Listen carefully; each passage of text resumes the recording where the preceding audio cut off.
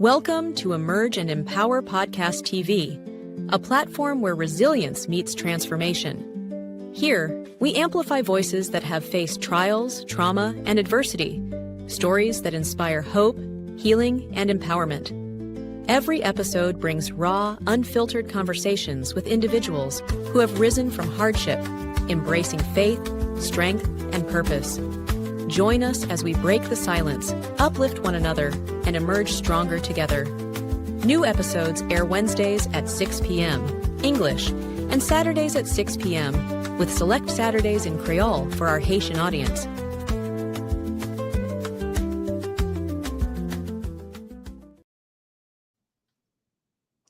Hello and welcome, everyone. Welcome to Emerge and Empower. As you know, we are here usually weekly on Wednesdays, but this is a special event. It is the Shemergence Virtual Conference. All right, you've heard a lot about it. You've seen a lot of ads. You've seen a lot of flyers. And do we have a lot of people that have called us in and said, yes, I would like to be a part of this platform. So on today, we are going to dive in. This is our first Tuesday. Yes, our first Tuesday in this series, as we'll have different individuals that will be coming on. And we're just going to be in the room, okay? We're going to be comfortable and we're here to talk, to share our experiences. And yes, you still have an opportunity to fill in one of those empty seats in each of these rooms and just come on in and share your story. How you can do that? Just reach out to shemergenceinfo@gmail.com. shemergenceinfo@gmail.com, and we'll be able to chat with you and just bring you on in. Now, if you were a previous guest, you already know what to do. All right. You already know what to do. Come on in, because there's exciting news leading up to all of these Tuesdays that are leading into September. Big news, right? That's coming up. So I want to start off with you, Shemergence, right? Many of you might have not seen it, but Shemergence basically is the story, my story of my emergence. And the very first book that I wrote was called Shemergence, I Am She. That it's a memoir of my childhood that took everyone through my childhood experiences. And wow, what a tremendous feedback. I've had men and women that has reached out and actually had moments to console many, okay, while they have read this book and said, you know what, I finally feel like I can talk about it. And I would like for you to be that person that I can share it with, okay? So not only that, I am about to launch my ninth book in 5 years. The first book came out in 2020, and it was like more. And people was like, what's part 2? What's part 3? All right. So this one might not be what everyone would expect, but it still would have everyone gasping and wanting more. And here is our logo. There it is. This is the Shemergence logo, and you will see that on all of the books and all the things that are happening. And so you can also get yourself one of these t-shirts. All right, we have it in the white. We have it also in the black. Yay! All right. Shemergence still, it's just like the Weewa. You're used to the Weewa logo where it's the face of 2 women and the butterfly. But in this case now, it is the woman in the center of the butterfly.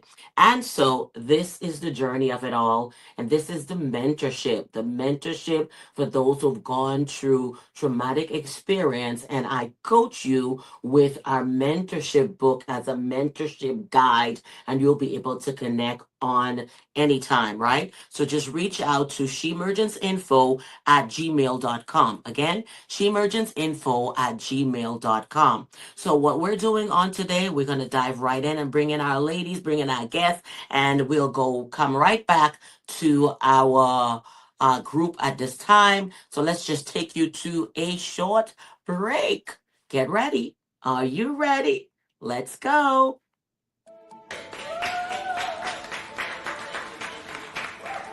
The journey started basically from I was 3 years old. When my mom, that's the age that I knew or had understanding of my surroundings, of what was going on. And my mom there for this gentleman, and that's when I realized I didn't have to have father. You don't know what you don't have until you realize what is in front of you isn't yours. And we were treated literally like stepchildren, you understand? But I thank God for the book and the journey.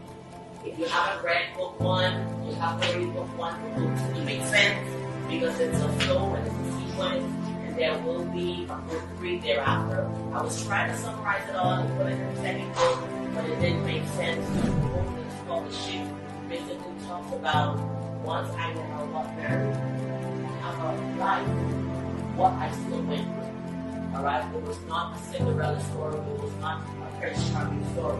It was a cycle that kept going, and I had to wake up from it.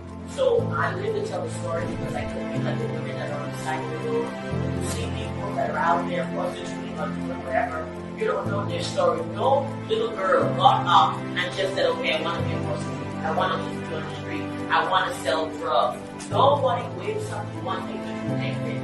It is the experiences that people have that causes certain things to end up happening. So as a Christian, first of all, you must be forgiving to people. So something happened. Sometimes I'm watching a lot of African movie, the young lady that was the only way to be able to help a family. That was the route that she could take. Alright? So these journeys are hard. I was suicidal until I was 28 years old. And that's when I forgive myself. Everybody here, you have to want to live. If you are sick, you have to want to be well. So that's basically the journey. I'm growing. Now I turn my feet into purpose. I created WeWalk platform. Come in, get together, an excuse to go to brunch, an excuse to do lunch, an excuse to do dinner. That's my journey. So I thank each and every one of you for believing, for coming out here, to be here. I'm part of this community. So I thank you too because everybody responded to my promotion for the ebook that made us bestseller on Amazon. My book was next to TJ's book. Amen. So even if it was momentarily, I made it there. Amen. Even if it was for a moment, I made it there, and God can and will continue to do the rest. We did it. Amen. Amen. We did it.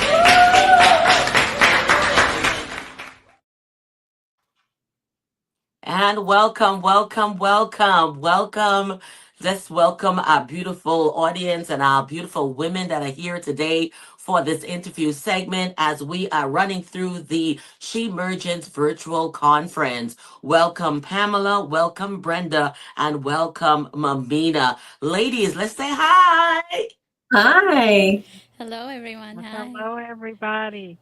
Hey, hey, hey. So we are excited here on today, and this is a space for real conversations as we dive in today and real voices that have often been silent, but we are breaking the silence together. Are you guys excited? Yes, very much so.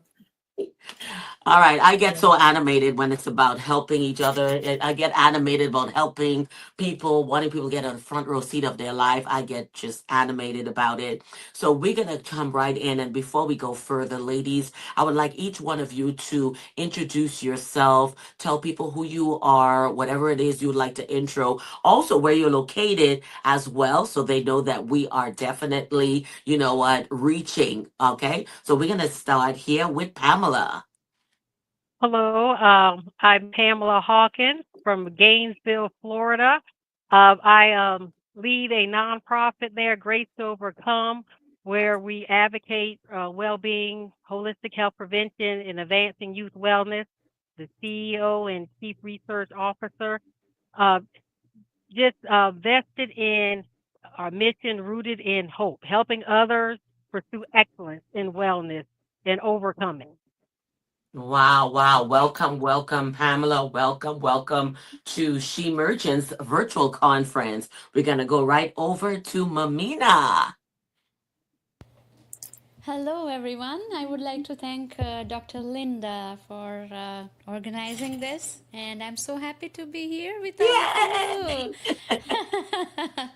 Yeah, so a little bit about me. I'm Mamina Das. I live in Harrisburg, North Carolina.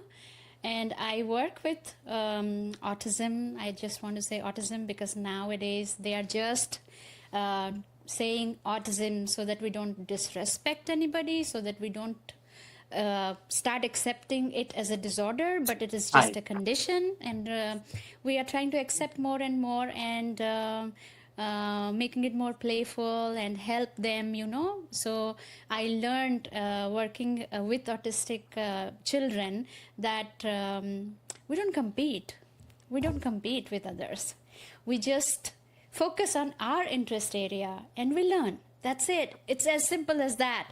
And I love them. I love to be with them. I love working with them. I live my childhood with them. I play with them, Love and it. they have taught me to love better, and I'm Yes. committed to love them better. Thank you so much. Thank you very Listen, much. that's why I say everyone on here have turned their pain into purpose and their life and testimonies in the lives that you ladies have touched. Let's go over to Brenda. Brenda, of course, is not a stranger to Emerge and Empower. So, Brenda, welcome to the Shemergence Virtual Conference. Hi, thank you so much for hosting us all, Linda. Thank you. I love being here. I love being a part of your community. I'm just so grateful. I work with really intuitive, empathic, compassionate people who have chosen a career centering other people. And I help them feel safer to take care of themselves. So I work with a lot of doctors, educators, nurses, therapists, nonprofits, helping them to manage their empathy. Because if we have unmanaged empathy, a lot of times we can end up people pleasing. Right. And that people pleasing is so exhausting, especially if you are sensitive and intuitive and empathic. So Mhm. I that's the work that I do. I'm almost entirely remote, but I'm based in Portland, Oregon. Okay, Oregon. So again, ladies, welcome, welcome. You saw the ad and you said yes to be able to come on this platform so that we could just dive in. Now, the whole meaning for me when it comes into the Shemergence experience, as I said in the beginning, it started with my own emergence. I knew for sure that I had a story to tell, but it was not a story that was for the public. Initially, it was just a story like a memoir to leave with my children when I was, dead and gone, here is what I went through, yada, yada, yada, and left that for them. But what I also realize, and if you deal with children, you realize you have to be upfront and open. Don't say, hey, don't do this and not tell them why not to do it. So I have always taught them, as they go through the process in their lives. And I understand the stages too that they go through so they can go through it. People talk about terrible twos. I didn't have terrible twos. I had creative children at 2 years old that were learning and exploring. And I would explore with them, just like Mamina said, because now, you open up for them to be able to learn. So, but for me, I don't know life without trauma, right? From a little girl, my father left when I was like a year old, like a year and a half old. So my mom had to raise, and believe it or not, in 3 years, she had three children. Okay. So me and my sister are 11 months apart. Okay. And then my brother comes right after. So in 3 years, she had three children. So can you imagine a single mother with all these children underage? And so she went through a lot in order to take care of us. In so doing, it opened up doors when a father figure isn't in your life. A lot of harm, a lot of things happened. Whereas even if he was not living in the house, his presence and people knowing that he was around would have been a shelter, a protection. I was watching something on YouTube where a guy who was a predator, and he said how he preyed on these children. He looked to see if they had father, if they had parents that cared for them. So basically, I was statistically someone that they found that there was no covering and nobody, they don't matter. So all of these things happen. And I was like, wow, when I look at that, I said I was left uncovered. All right, unprotected, and a lot of things happened. But in the journey of healing, what I find is healing is not overnight. And we go through a lot as we heal. We go through rejection. First of all, harder on ourselves, low self esteem. Can you imagine me that's all glam and doll up having low self esteem? I was low self esteem for almost ever in my life. And, but thankfully, what I find with healing is healing opens you up for joy. You want to be happy. You want to smile. You no longer live in gloom. I would find the darkest, most boringest things to wear. I wouldn't really care to do my hair because for me, the more I did things, I was drawing attention that I didn't want. Right. So I was like, I'm not going to bring any, unwanted attention, whether it was in the way I look. So a lot of people, you might see them today, they look a certain way and you might wonder, well, you work, you got a job. Why you looking this way? Why? Because whatever it is that we take as a defense mechanism or a wall that we build, we are building these based on these experiences that we have had in our lives or the environment that you live in. So I realized I was also a product of my environment. Okay, all of that was happening, socially as well. Even though back then it was in the 80s, early 80s, no one talked about these things. If it happened, you didn't know about it, you didn't hear about it. It was always hush hush under the table. No one wanted to say, so and so did this. And when we find out early 70s, 80s, there was a lot of people that were losing their lives and nobody knew. They say serial killer, this, that, and what was happening. People were being traumatized. It was the neighbor next door. It was somebody in the church. It was somebody in your home, uncle, father. You understand? All of these, you had predators everywhere and you couldn't talk about it. And a lot of people have lost their lives as a result. So now we have a platform where we can have conversations, right? And be real and really talk about this. Someone might say to someone, well, why did it take so long for you to want to come and tell your story? All right. It takes time. Some people are not ready. The shaming, you name it, the experiences that people go through as to why they don't want to talk. In my case, by 8 years old, I did tell. But guess what? The situation did not change. Instead, I ended up leaving the environment. I left home to go be with my aunt, okay, while, everybody stayed back with this predator. So it was like now, thereafter, everything that happened after that was like, why tell? Nothing was done. You understand? So in that, the low self-esteem came in. I started feeling that I was not worthy. And this is what this book 3 is about. It's called Unholy at the Table. I felt that I was not worthy to sit, to move, to have friends. I don't know if anybody's been there. I didn't feel like I fit in. I felt like I was in the wrong family. You name it. I went through all of this, right? But for me, as I take people to this particular journey, this journey is in relation to my experience as the child, right? Already low self esteem, already feeling abandoned, not loved. And then I go into a church environment because I'm expecting love. That's a place where people talk about Jesus and the love, and there's supposed to be a better atmosphere, right?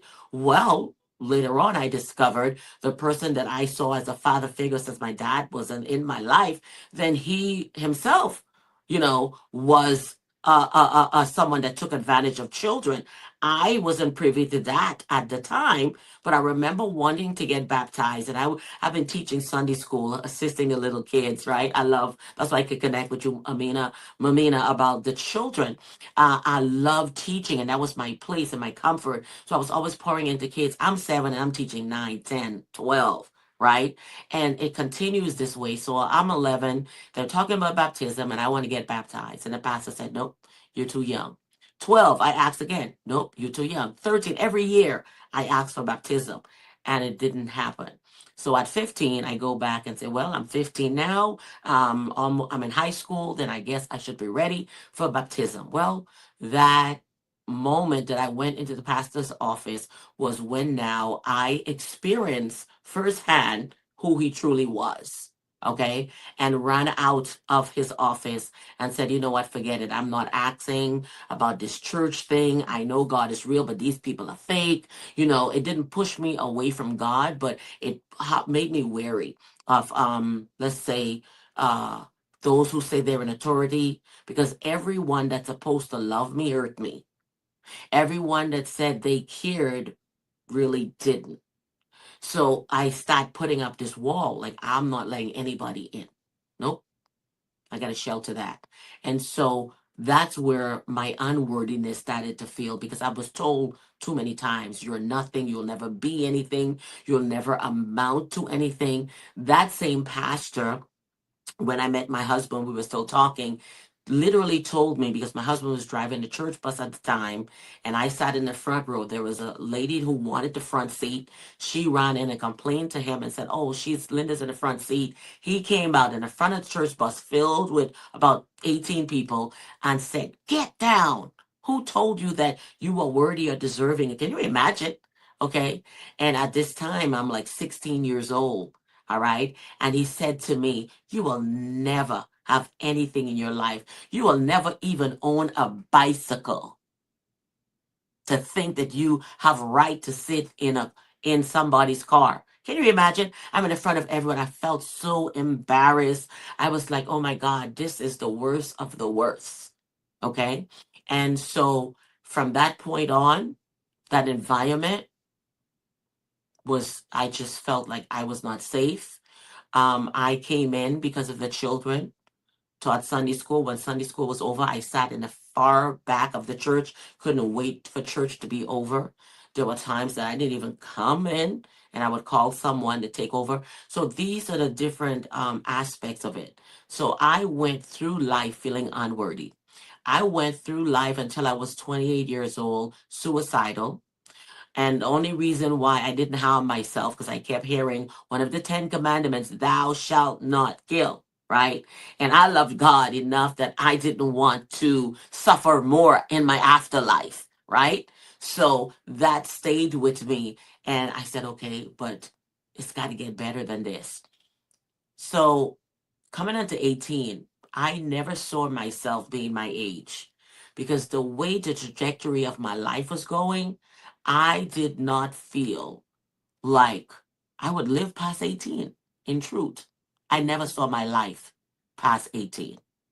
So that's the last age. It was like, if I get to 18, at least now I'm grown, I can start doing my own thing. I can now leave, stop coming to the church, choose where I want to go, because now 18 says you're an adult. So I can make certain decisions and not feel forced to do something. Right. And now look at my life today. Right. And we always sow in tears, but we got to reap in joy. Today I'm happy. But even though I got married, had children, I still wasn't happy, because I never addressed that little girl. I never addressed her pains. I never addressed everything that she was going through. And I had a muzzle on everything.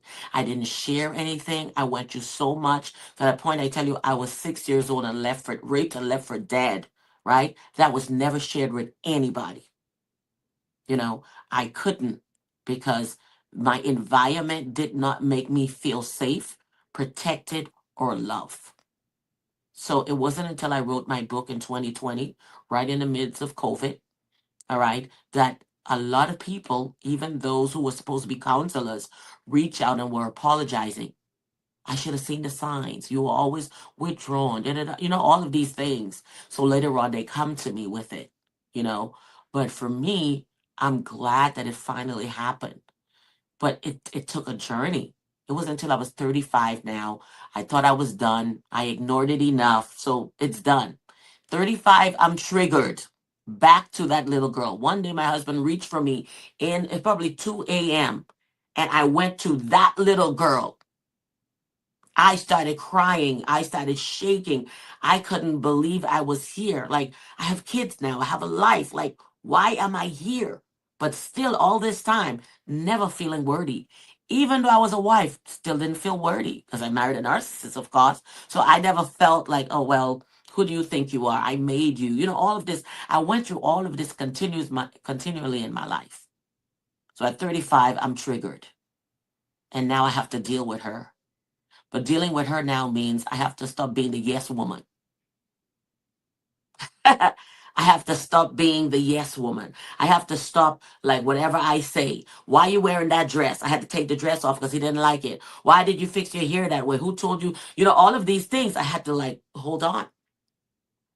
So when I look back at those first 18 years of marriage, I saw like I was in a zombified state. Like whatever was told, I was robot, okay?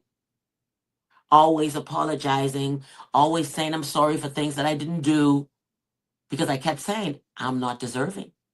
I'm not worthy. So I'm taking this also into church. I'm taking this also into ministry. I'm not deserving. I'm not worthy.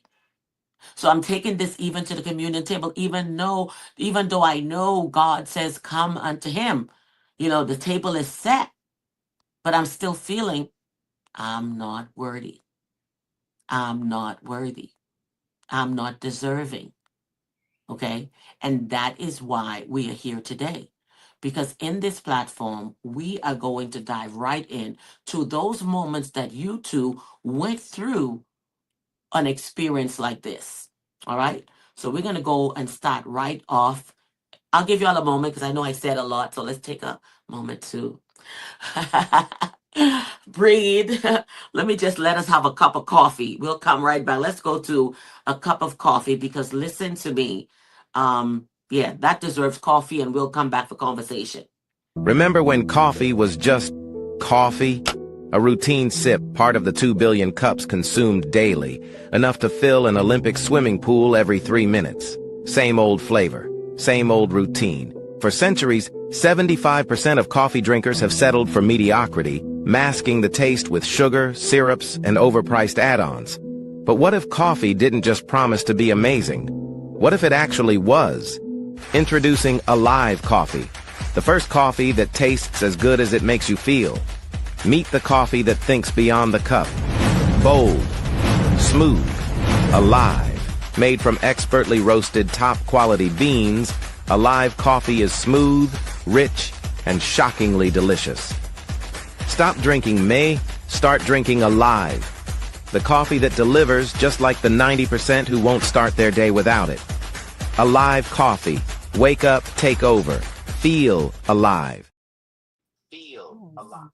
All right. So we just had some coffee. All right. We just have some coffee and now we're feeling alive. You want to find out more about that? Just hit me up because indeed it's a great coffee, all natural product. All right. So we're going to dive right in. All right. I'm going to start with Mamina here.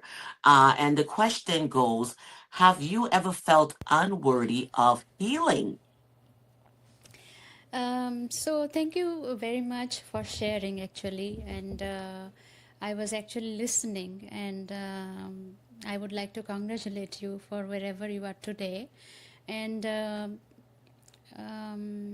very happy to listen to your story, that you are able to come out of that environment and let people know that you can really build yourself up, you know. Yes. You Thank can you. you can emerge. Let me tell that you can emerge. You can And she emerge. said you can Indeed. emerge, and you have made it possible. So congratulations on that. Thank you so much. And I was not expecting. I was like, so. I know. That's why I said let's go to coffee break so everybody could Yeah. just come down Yeah. because I took y'all too many emotions here.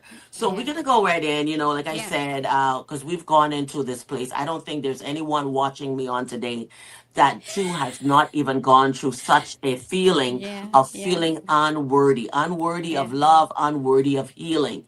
So take us to a moment, possibly that you were in such a space. Yes, definitely. I mean, there are moments like so many moments, but I will start from my childhood because in childhood I never knew something as healing. You know, I never knew that. I only knew that if I am able to get good sleep, I can eat my food, I can breathe easy, I can play with my friends, I can be joyful. That's it. That was the definition of childhood for me when I grew up. And then when as we grew up, we started to get into this whole system of education, getting good grades, getting into good school, college, and facing so many different teachers, you know, so many different teachers, and they are really impactful in your life, how they see you, how they perceive you, because your parents are always supporting you or not supporting you, but your teacher, they see a different perspective of you, you know. So sometimes they can totally turn your life around in a positive way and in a negative way also. So I had one teacher. I want to say that I want to also thank her, because if I was not triggered, I wouldn't have reacted. I wouldn't have had my meltdown, breakdown, anger, coming home yelling and saying stuff. And then she told me that she wanted an answer the way she explained to us, you know. And I did not write the same that she expected. And I got less marks. And then when I took the notebook home, my parents signed, and then my father asked, "What's the matter? Why did you get this much less in your subject?" I said, I'm not very happy with that teacher, because she told me she wants me to write what she is expecting. How do I know what is in her mind? How is it possible? She has given me an idea, and something came to me, so I wrote what I was thinking, and I will never change my words. Never change my words. Even though I'm getting this mark in my subject, I am happy. You tell me, should I be writing what she wants, or should I just stick to what I want, what I understood? My father was like, "No, that's fine, but don't be disrespectful." So I'm like, okay. Then the second term, I wrote my words. Same teacher. She gave 24 out of 25. You know, 6 months, within 6 months, she completely knew that I'm not going to write a single word that she is saying. So that's how I started being myself. And I also understood that not she doesn't like me, that doesn't matter. That doesn't matter. Because I'm happy what I'm writing. And this idea that everybody has to like you was unfolded very early in my life. You know, and I started to be comfortable with that. I used to go home and share everything. And I used to say that I'm okay if she doesn't like me or they don't like me. So I had a different childhood. That's what I'm trying to say. And it has stayed with me until now.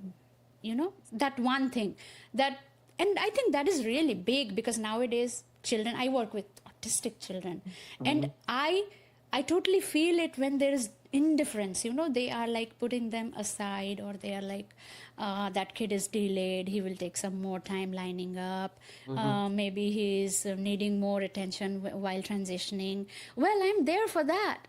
I understand your pressure as a teacher. You have 21 children in the classroom, and you are understaffed always. So I am there for the child. Just that don't accept him the way you are thinking of him. You know, you can just put a smile and say, okay, he can take 5 more minutes. That's it. That is it. The world is not going to crash. Right? That's not the end of the world. So that realization helps me be more human, you know, more than gender, color, race, sex, whatever. That just makes me so human every day. I mean, I'm so grateful for whatever has happened with me. I cannot go back and fix my past, but I can cry. Yes, I can cry. I can journal. I can share with my friends. I can share with anybody who wants to listen to me. Yes. And I am really happy that I was redirected with God's blessing to work with these children. And I'm really happy. That's all I have to say. Thank you so much. Thank you. All right. And thank you so much, Mamina, for sharing that from a child's perspective of going through what you went through as a child. And thankfully, your parents too understood what you were going through as a child. So at least you had support at home instead of it being the other way around. So now we are going to go to Pam. Well, when I think back, thank you, Dr. Linda, one for this opportunity and sharing your story. And actually, as I was listening to you and Mamina, it's part of why I found it great to overcome. when I think of the lasting negative effects of adversity, but rooted in childhood, and how it's not so much what's happening to us, what's happening biologically inside us when things happen or don't happen, and especially if we aren't aware of it. Right. Uh, so when I think back of felt unworthy of healing, mm, I have to go back to childhood myself. When I think of always being uplifting, a positive child, I'm an athlete, always Mm-hmm. running all over the place, and a friend to others. I made friends easy, um, and always cared for people. Um, Mm-hmm.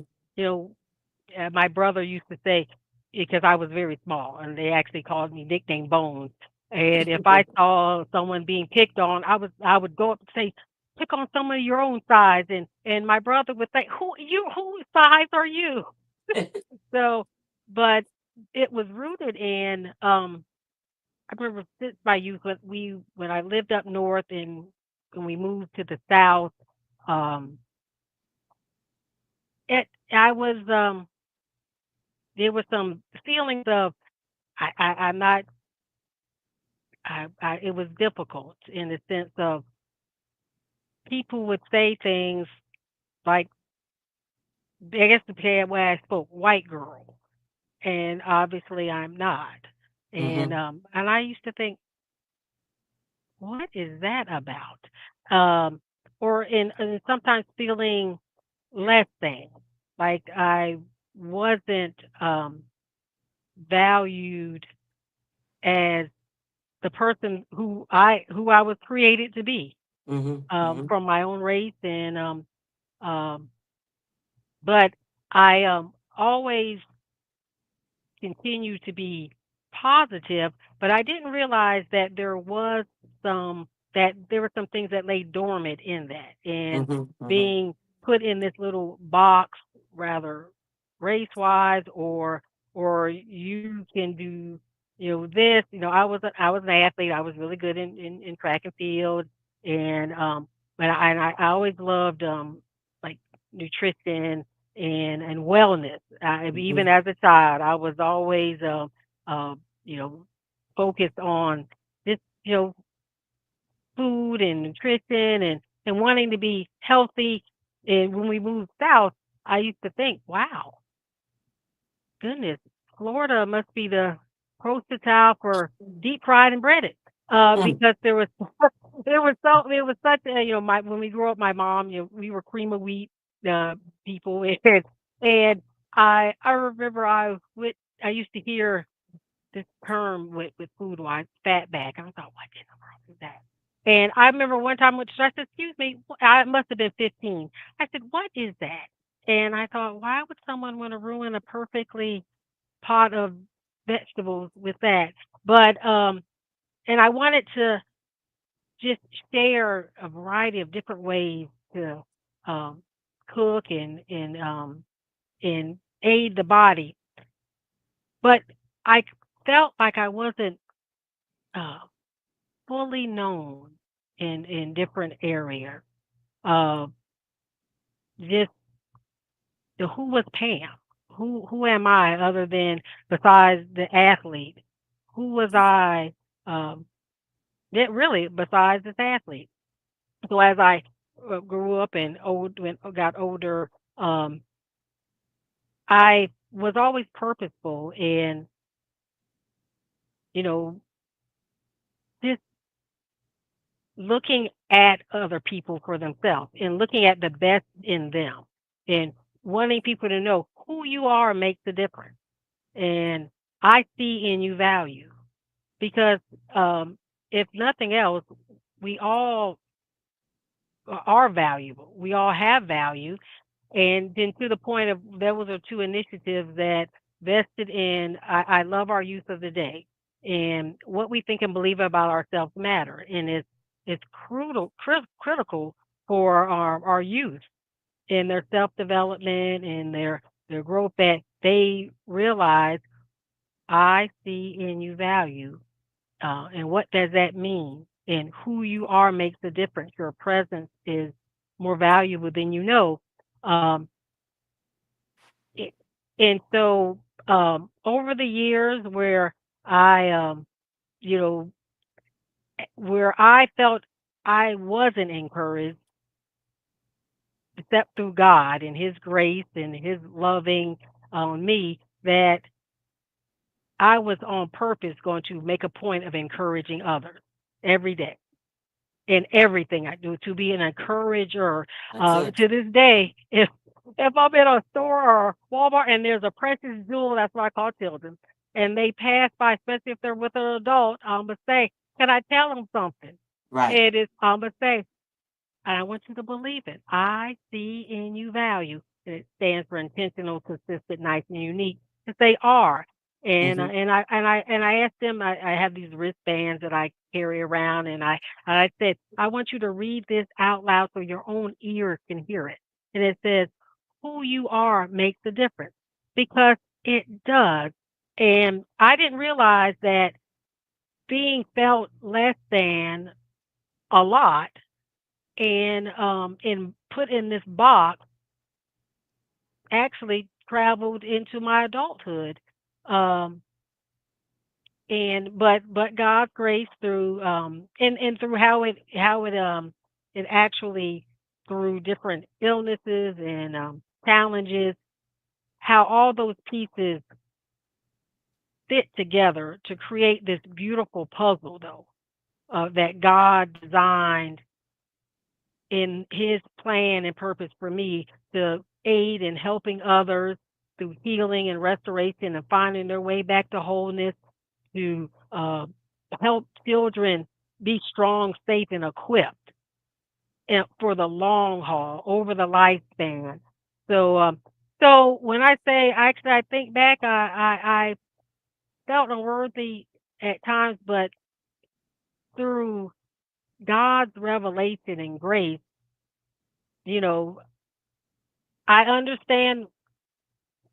Okay, if that was allowed to happen in me, to be able to encourage a multitude of other precious jewels to Mm-hmm. not go through, or even equip others, from teachers and parents, that what we think and believe about ourselves is critical, and for our children, it's vital for them All over the right. lifespan.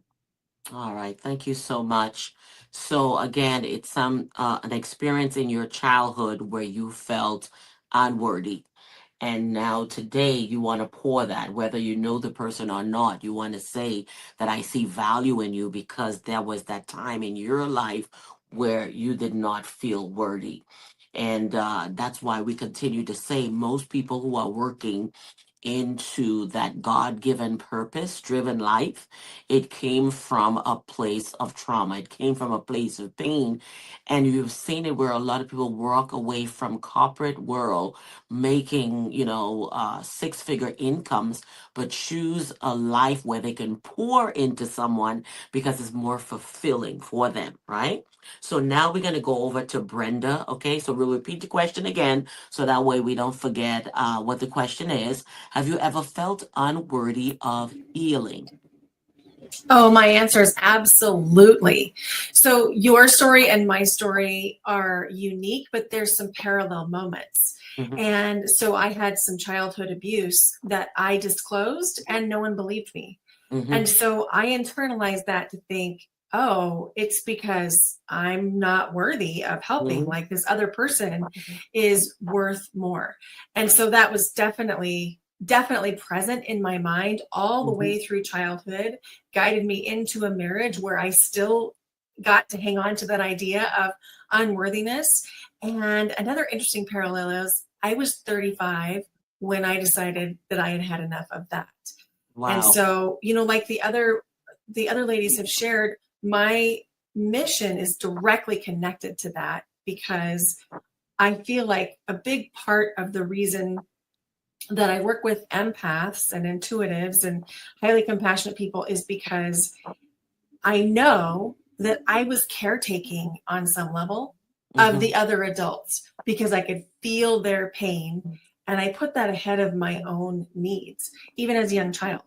And so I think that when it comes to feeling worthiness, obviously it's an inside job, but there are external influences, right? Right. There are different things that can impact us that might make us think, because this happened, maybe I'm not worthy. Because they didn't listen to me, maybe I'm not worthy. And so part of worthiness in my journey has been choosing to believe, what if I am worthy? Right. And that's where it started. It was like, well, what if I really am worthy? And then as soon as I asked that question, things began to appear that mirrored that back, so that I could feel myself in someone else and then use their belief in my worthiness to bolster my own belief in my own worthiness. Wow. Like I said, it takes a lot. And whenever you think about self-worth, it starts off from in childhood. You can go back to someone bullying you at school, something that they said, being teased, right? There are people who can still remember what someone did to you in first grade or second grade, right? Because it was such a traumatic experience, right? And you carry that because you said in your mind, like, well, I'm nothing. I'm ugly, right? That's one of the biggest words, ugly. All right. And we go through life and we keep altering. We live in a dispensation now where everyone is trying to alter, edit what God has created in their lives because they don't feel beautiful enough, right?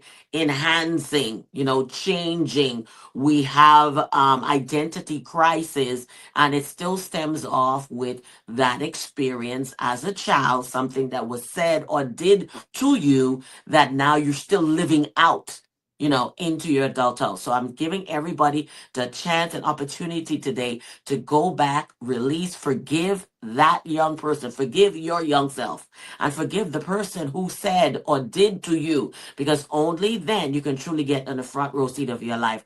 Only then you can truly start enjoying your life, right? There are parents, aunties, uncles who have never spoken positively into your life. It's not just children, adults, all right, who have spoken negatively in your life, and you haven't forgotten what they said to you. And it was 20 years ago, it was 30 years ago, however old you are, but you still remember it because it made you feel unworthy, right? And you felt like, I'm nobody, I can't amount to anything. So we're gonna just pause right here because we have Dee here as a new guest here on today. So, Dee, we want to welcome you here to the Shemergence Virtual Conference as we are talking about unworthiness and when you didn't feel there was any worth to your life. But before we go to you with this question, go ahead and introduce yourself to our audience and let everyone know a little bit about you. Okay, hi ladies, welcome. Thank you for welcoming me here. I'm so happy to be Hi. here. Hi. I'm Dee. I'm a chef. I have my own catering company. Um, I've been doing this for a long time. I fell in love with cooking. That's where I felt like I'm stable. I like when I'm feeding people, I see people eating my food and I feel alive, I feel safe, and it makes me feel complete. So I choose to cook because of that. I'm a mother. I have 3 kids and I run my own business. Wow, wow. So that's commendable. We've been friends on social media. She is a spiritual sister, all right, for a while. We share the same birthday as well. Yes, we birthdays. And that's how we connected on social Yes. media. Yeah. So again, what we see on social media doesn't tell our life. Those are usually just little glimpses of our life. Someone could judge you based on just what you post on social media and they have no idea who you are. So on today, as we're still in the first question, it talks about, at the moment that you feel unworthy of healing. Can you take us to an experience where you was made to feel you are not worthy? Um, actually is in my adult life after I got married, and there's things that I never experienced that is start coming to me, and words people used to say to me when I was a Okay. young kid, especially in the other side of my family. They always said, "Oh, you're gonna have kids for so many father. You're not this," because they didn't like my mom. They used to talk Wow. really badly about me. They used to call me crazy, a lot of kind names they used to, but I never let those words really get to me when I was a kid. But now when Hmm. I get older as a mother, and they started getting to me even on my business, if I start something and I feel like nobody ever come and support, and I feel like I just let go, and I feel like, okay, everything I'm doing everything, but nobody really like support me, nobody Hmm. sees me. What is it Hmm. I'm doing wrong? Is it like, and I'm starting to question myself. Is it because my own father, like the problem I have with him and all those things, and it's just clicked, and I was like, am I doing something wrong? And I'll go back and praying and ask God, show me what I'm doing wrong. I need to fix it, because even though I'm on social media, I'm posting, I'm not happy. And Right. people be like, oh, she's doing this, she's doing that, but you don't know what I'm going through in the back Right. of this, because I don't Right. want people to see. Nobody wants you Exactly. to see the will you. Exactly. Yeah, nobody don't want to see by people that wants this. They will you. You just want them to see, okay, this for happy person, but nobody know what you're facing in life. And I've been going through a lot. Question myself, okay, am I worth all I'm doing? And Right. I'm doing all this, and I feel like I'm not competing with nobody, but I feel like everybody try to push me in a corner. Nobody Hmm. believe on what I was doing. And there's one person that really boosts me up, believe in me, and I lost him. And I was like, okay, I don't have nowhere to go. I don't know what to do. That's And trauma in itself. That part is trauma. Grief is also trauma in itself. yes, and I've been dealing with that trauma. I've been dealing with it, and it's not it. The whole month of July is the month that the person passed, and I've been dealing I'm with it. sorry. We're sorry about that. Thank you. And nobody really understand what's going on. And he was like, why they acting like, sometimes somebody might post something. It's not, they just need somebody to reach out and say, what's going on? Are you okay? Is everything okay? Mhm. So I've been going through that, and I just feel like no matter what I do, I never get a better result. And I'm like, okay, I pause myself for a while now, and I don't post on social media. I just stay on my own to find out what's going on. I have to go inside of me to find Mhm. out is Mhm. something wrong. And I'll go to my kids and I talk to them. I don't know what I'm doing wrong. I try everything, and I'm not getting any result. Everybody said my this is good, my poetic is good. It's just like for a moment. After the moment, nobody sees me. What Right. is it that I'm doing wrong? And I start questioning myself, and I say, oh, maybe that's the reason my marriage failed. That's the reason this failing is Right. You because start I'm doing not. that. We do. We do. Yeah, and I was like, maybe that's the reason everything I'm touching, and I'm still not even still now try to figure out. Okay, I want to be better. I want to be a better mom. And my kids like, you're a great mom, and I don't see that. And everybody said I'm good, but it's just like I can't really see it who I really am. So that's what I'm dealing with, and it's not even. I feel like everything when I was a kid, I didn't deal with them. Now they come and hunt me, and Oh, now I'm well, older. those are called triggers, right? So that Mhm. means there's a lot that you still need to unpack. You need to visit that young self that is you, right? So your journey, and you got to go backwards to move forward. Let's put it that way. So you Yeah. got to go back and address those areas. Now, you are a beautiful woman. You are a successful woman. If you're comparing your success to someone else, then you would always fall short. If you're Mhm. comparing what you're doing to someone else, you'll always fall short, because you're always going to think the grass is greener on the other side, but no, it isn't. It's because somebody's working that 24/7. Mhm. Okay. So that's what you do, and build your own niche, build your own. Sometimes you just need to come out of your norm, your circle. Okay. Your circle could be another thing that is keeping you caged.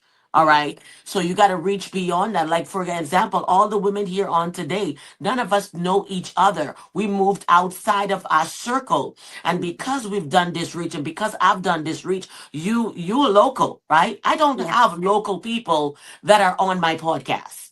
I'm reaching out. All right. Like Mamina. Where are you, Mamina? As a reminder, North Carolina. she's in North Carolina. Brenda, where are you? I'm in Portland, Oregon. See what I'm saying? And then we have Pam. Pam, well, she's in Florida, but she's not in this immediate area. Pam, where are you? Gainesville, This is Florida. what I'm okay. So this is what I'm saying. If you're focused on what's right here in your area, then you are gonna be choked in that because there's especially when there's so many people doing the same thing. You have to have your stamp and that your confidence. But confidence don't come if you're not healed. I can tell you that straight. You have to heal. You have to address you and deal with that.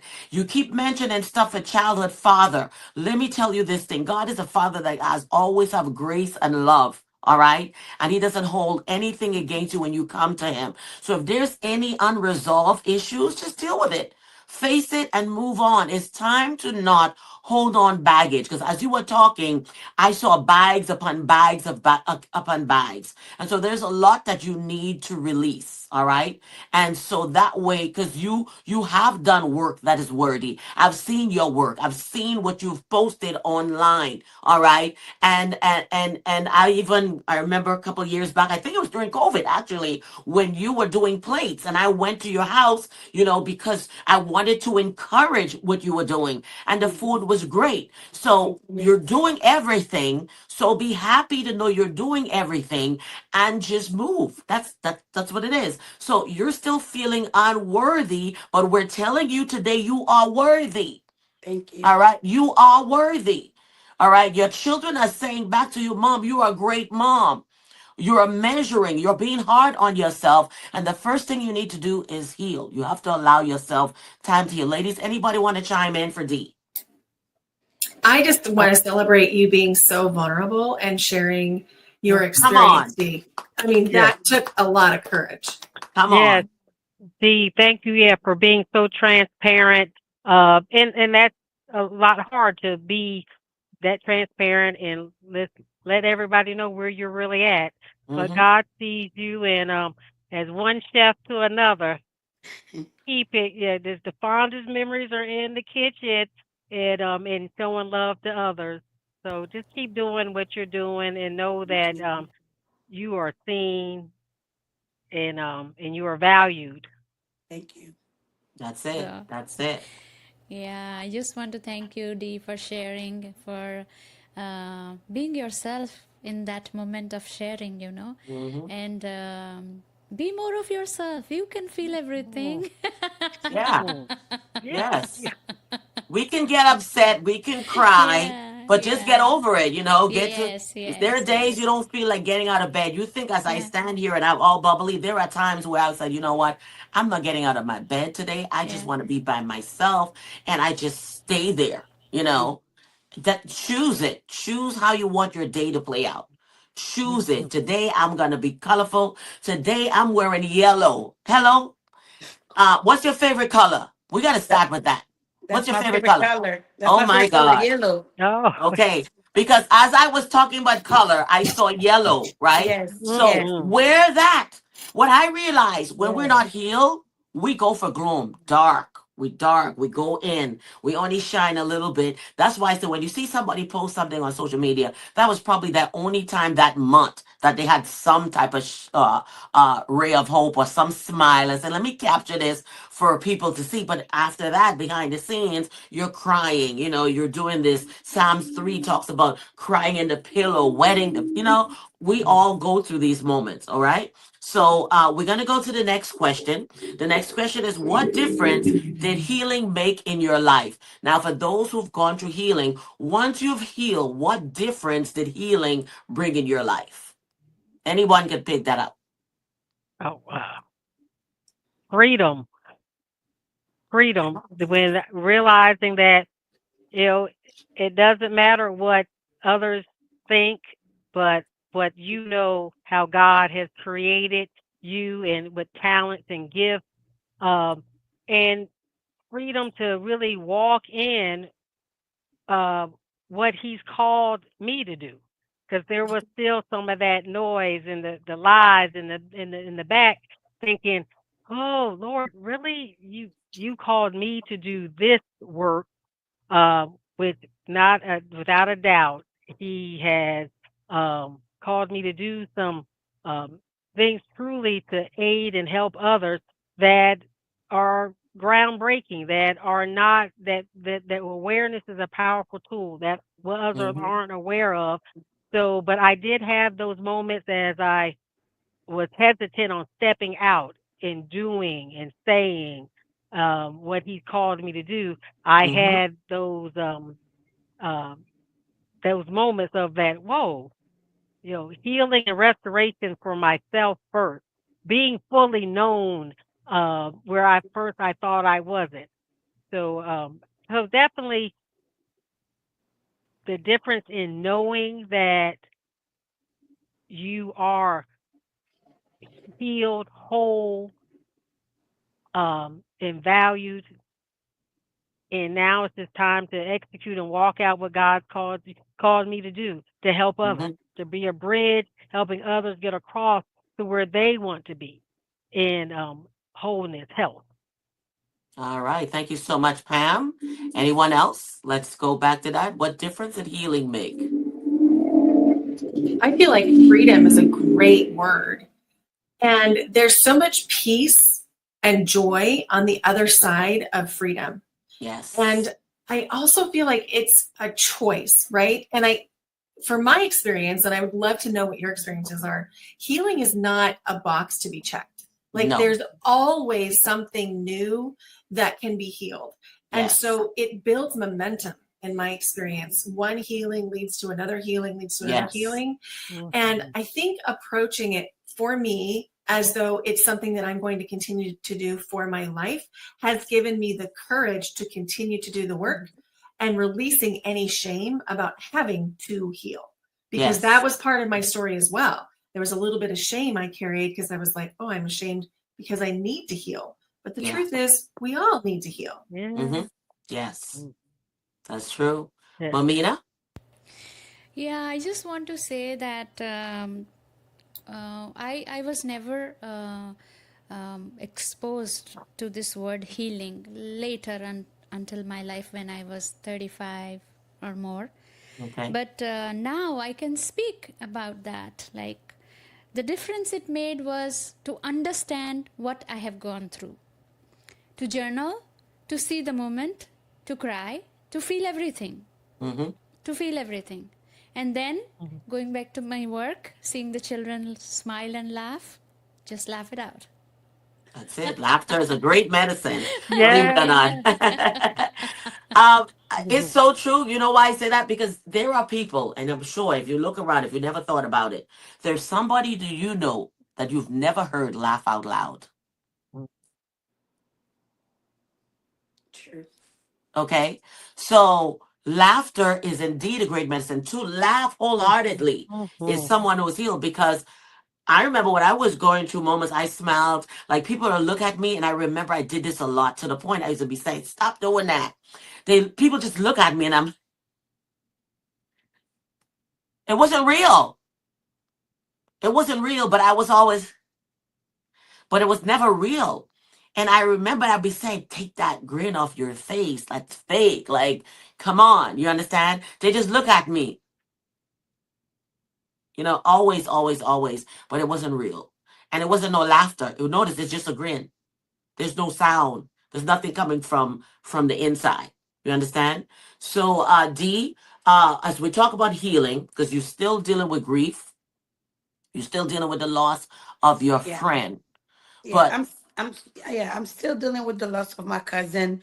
I I think it was 2020 or 2019. He passed in a car accident, and I'm still trying to um deal with it. And I believe me, I went to therapy and everything. So it's just like the problem thing I have problem with letting go.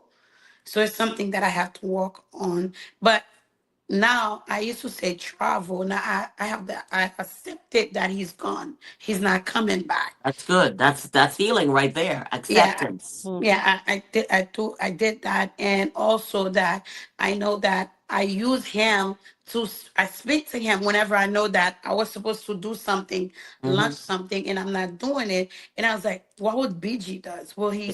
What he? That's exactly what I was thinking. Yeah. Yes. So, and because of that, I'll start laughing.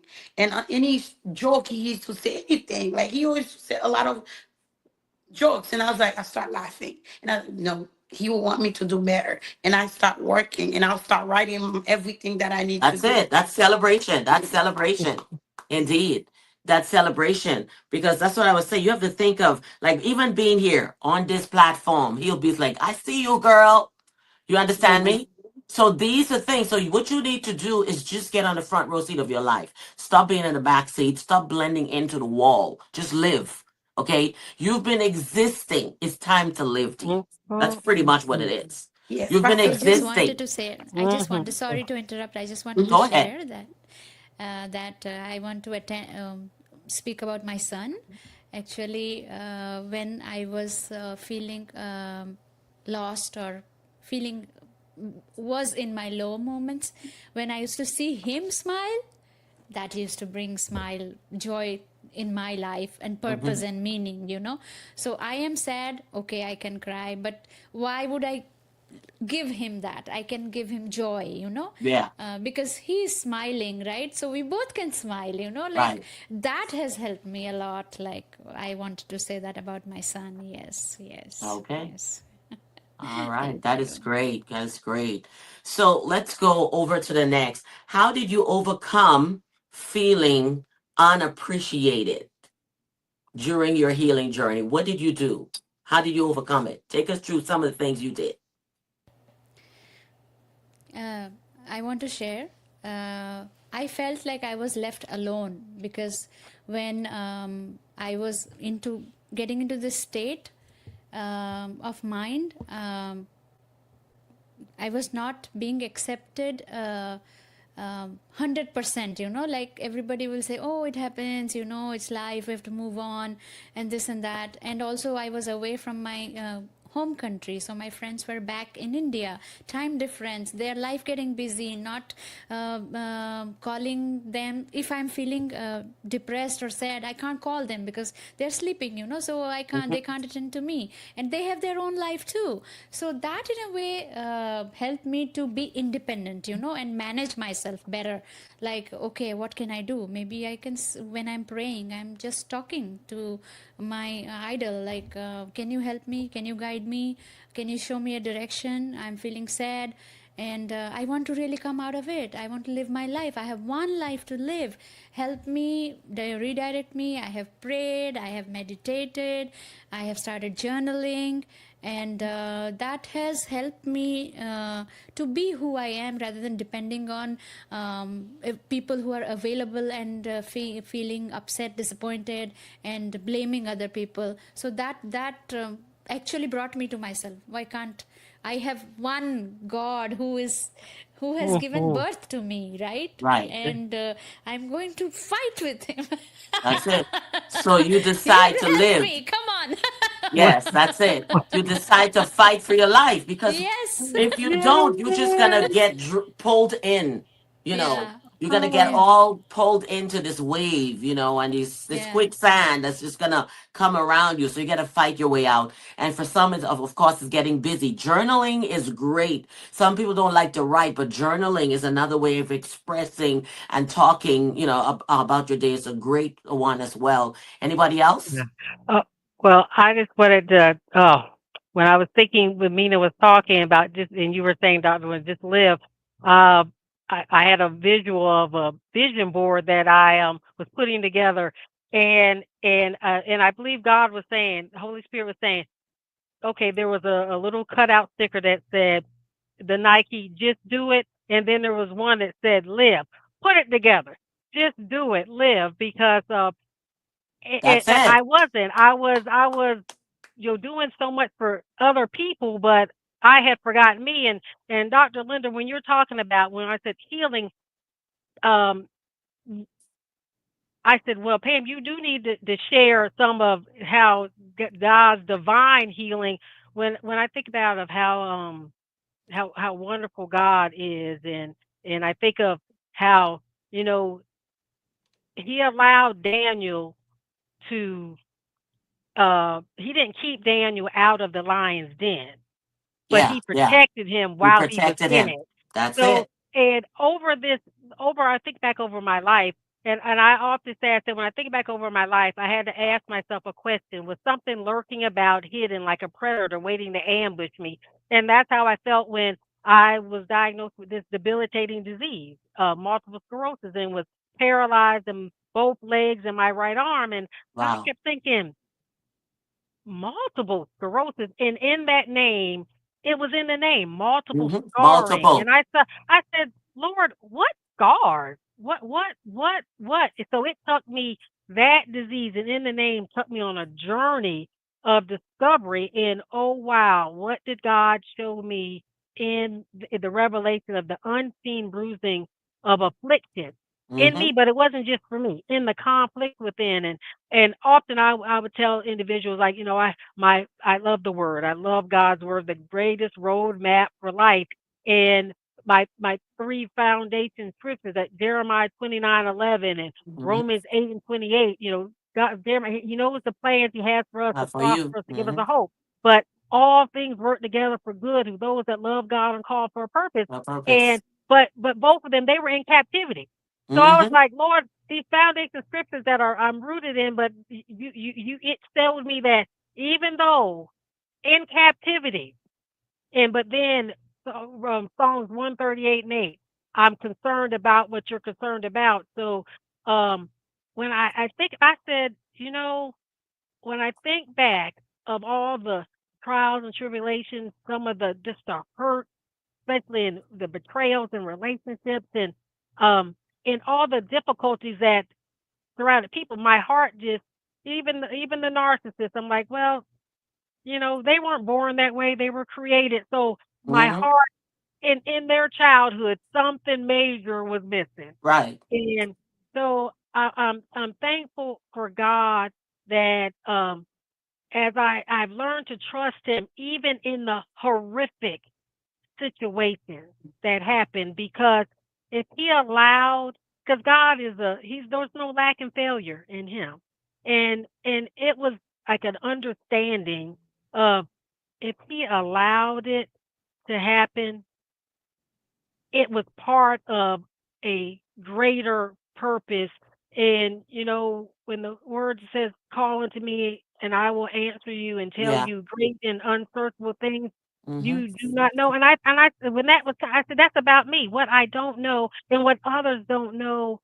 And so God had, through all of the adverse areas in my life, God has revealed and now given the clarity and guidance and direction for me Mm-hmm. truly to be a bridge to help others get across to a better place in wholeness, health, here on this side of glory. And so I'm thankful. I'm thankful. I won't take back nothing the hard places, because Right. you know for you know ultimately my good, the good of others, and God's glory.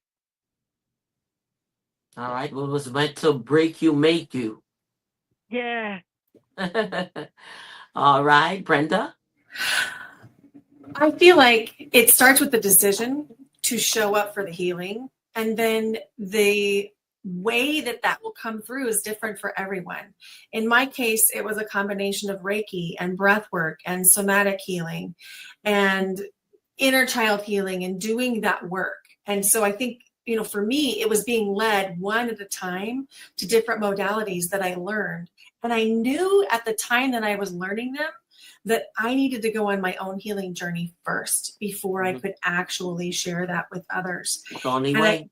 absolutely. And I feel like it was absolutely divine that they came in the order that they did, because if I would have started with where I ended, I think it would have been too much for me, because I didn't believe when I first started that I actually was worth it. Like we talked about, to circle back to the beginning. Yeah. It Unworthy.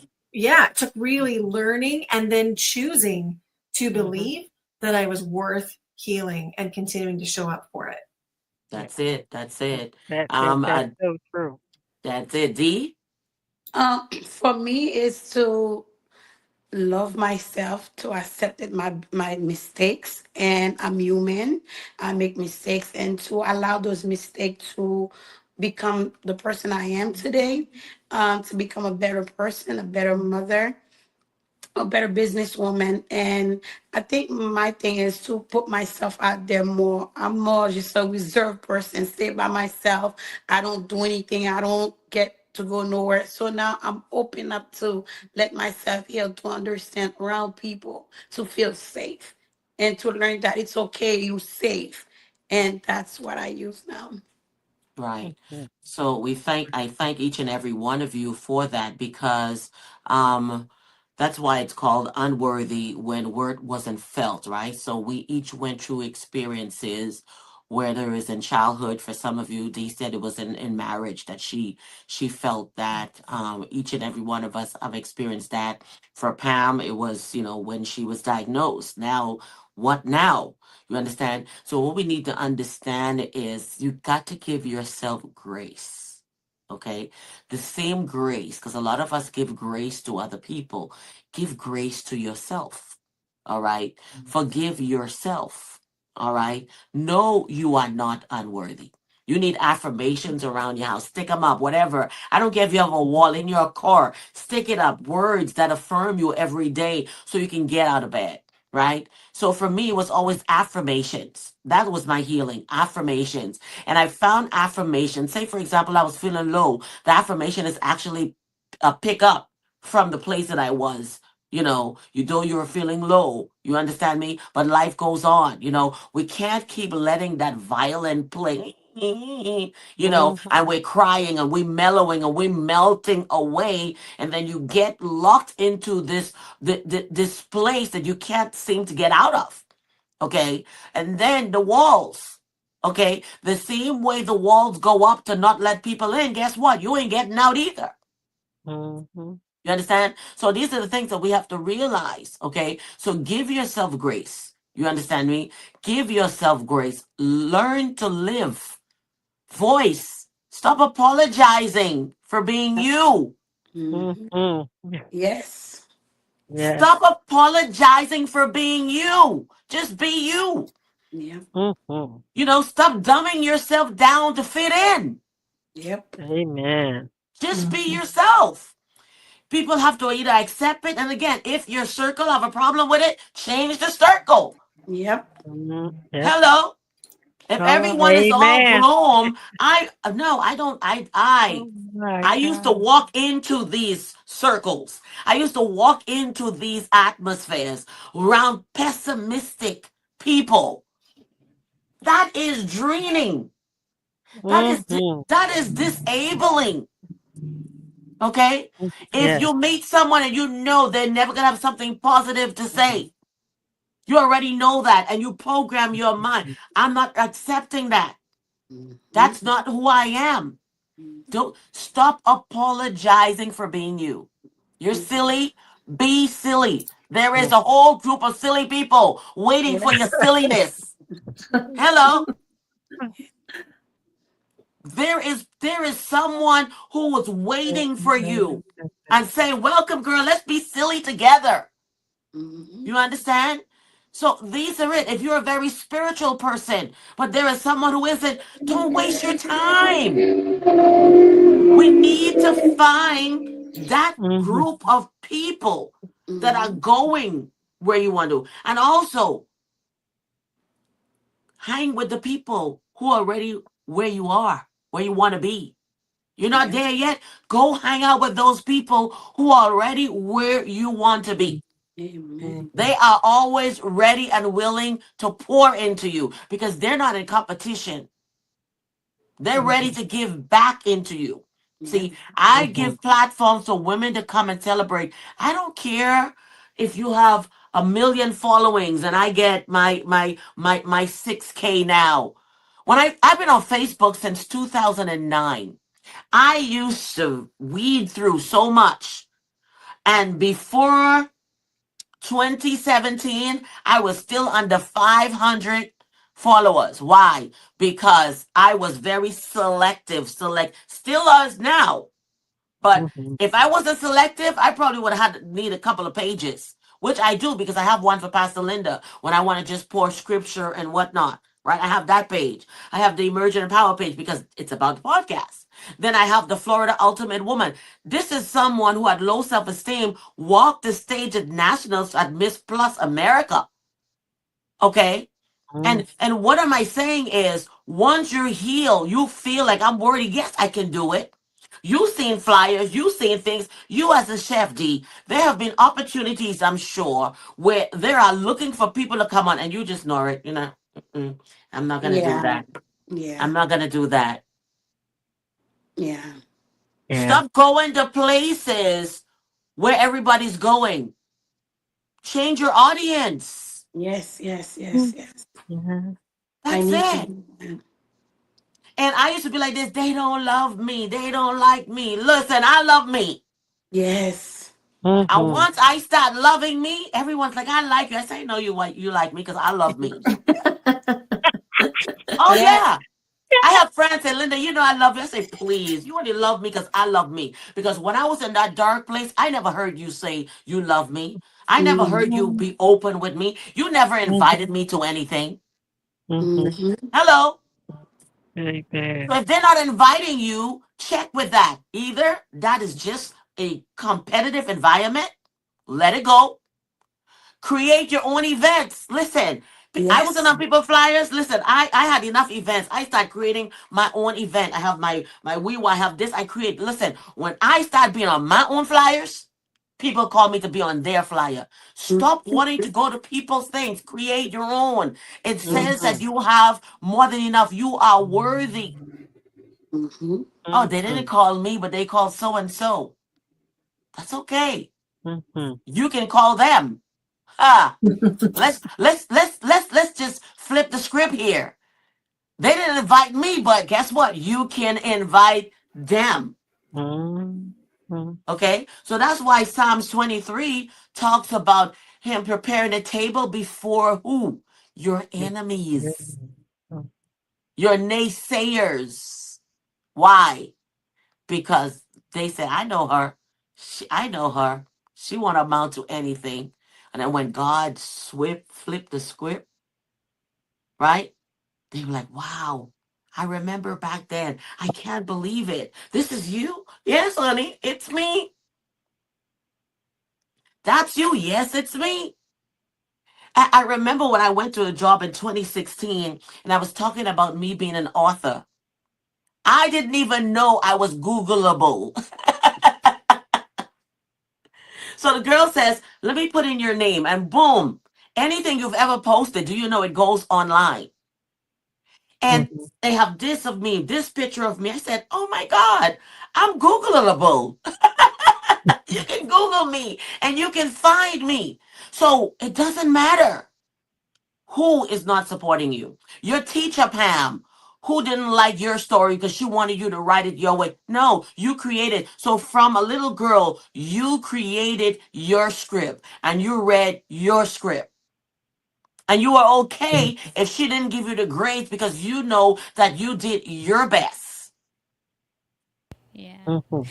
Yes, And guess Nina. what? Part of the healing was Googling my name and finding it everywhere. And I'm like, Come on! Yeah. Come on! Yes. Come on! Can you Mhm. imagine that? Yeah, it does feel good. I when I Googled, I was thankful enough to go to Columbia, South Carolina, and for a women's conference to Mm-hmm. share a talk, and it was recorded and turned into a TEDx talk. Mm-hmm. Mm-hmm. And I was just thankful that people, when you Google Pamela Hawkins Aware, it shows up, and people were encouraged, inspired, and that's really what I want others to bring that they know that they are stronger than they know. That's it. Um, That's Mhm. pretty much yeah, it. that's so amazing. Yeah. So this is what we're here for, and everybody that's watching today, this is the first segment. Stay tuned for 2, 3, 4, 5. We're going 6 weeks, 6 Tuesdays of coming back with different questions. But today we talked about unworthy when work wasn't felt. All right. We talked about when worth wasn't felt, or when somebody told you that you weren't doing things like Pam said, how they wanted it to do. There are people who are going to tell you, well, if it was me, I would have done it this way. Exactly. You're not me. We need to have a comeback, people. Stop trying to be what they want. Yep. Amen. Okay. Me who say this now, people just say stuff. I didn't say anything. I used to just go home and cry or start crying because I wanted to express myself. Anybody was like that? I would cry because I said something and I'm like crying because I expressed myself and I'm feeling bad because no, honey, no more. Healing is a beautiful place and I refuse to go back to be that woman. No. You understand? And this is what it's about. You are worthy. You're told that you're no good. Dee just said it. She was told that she's no good. She would have different baby daddies. Huh? So they already put a word curse on you. And if you allow, do you know we become these word curses? Because we hear them all the time. And well, this is what they said. No, it's time to tear down those altars, those negative altars, and put a praise and thanksgiving in their place. Put favor in their place. You understand? So that's what it's about. All right. And you're successful. You're a successful woman saying, I don't think so.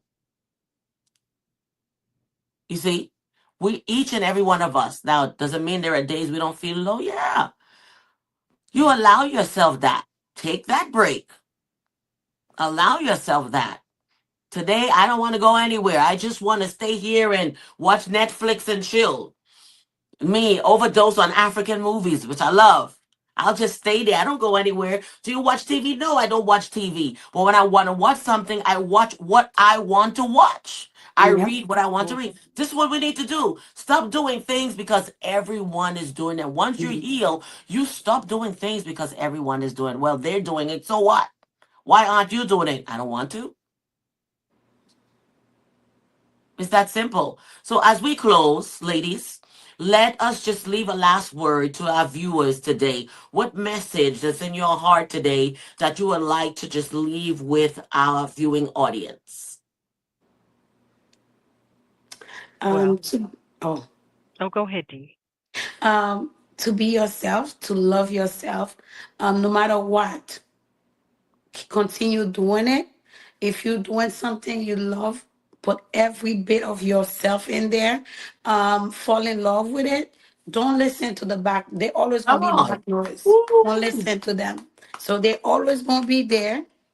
And it's up to you to know what to accept it in your life, to allow in your life. As long as you know God, you have God. God put you in this earth for a purpose.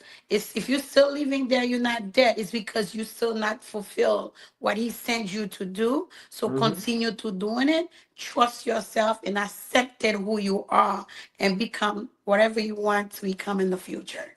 That's it, girl. And I hope you go on purpose too. Yes. Thank you. Pour that out. Remember this. Go back and watch this clip and let it be your message every day until you get out there and do. And don't worry about it. That person wasn't there. I'm cheering you on. Pam is cheering you on. Brenda is cheering you on. Okay, Mamina is cheering you on. And this whole audience, they're cheering you on. You need a platform? Come here. We are here to cheer you on. And guess what? They're not in your immediate circle. The love is out there. Surround yourself with that love. Next person. Well, I just want to say to everyone that's listening, you are stronger than you know. A diagnosis doesn't define you. And diagnosis could be anything negative someone spoke over you. It could be a disease or it can be a word. Your Mm-hmm. story isn't over. In fact, the best part may still It's be ahead. yet to come. Never give up. The best is yet to Yet come to because come. you matter. Your story is still being written. Who you are makes a difference. Your Yes. presence is matters more than you know. And I see in you value. That's Be it. well. That's the woman who goes around telling people, I see value in you. All right. Next person. My brand and my podcast is called Your Yes Filled Life. And the whole premise behind it is that we each have an opportunity and a right to claim that yes feeling for ourselves.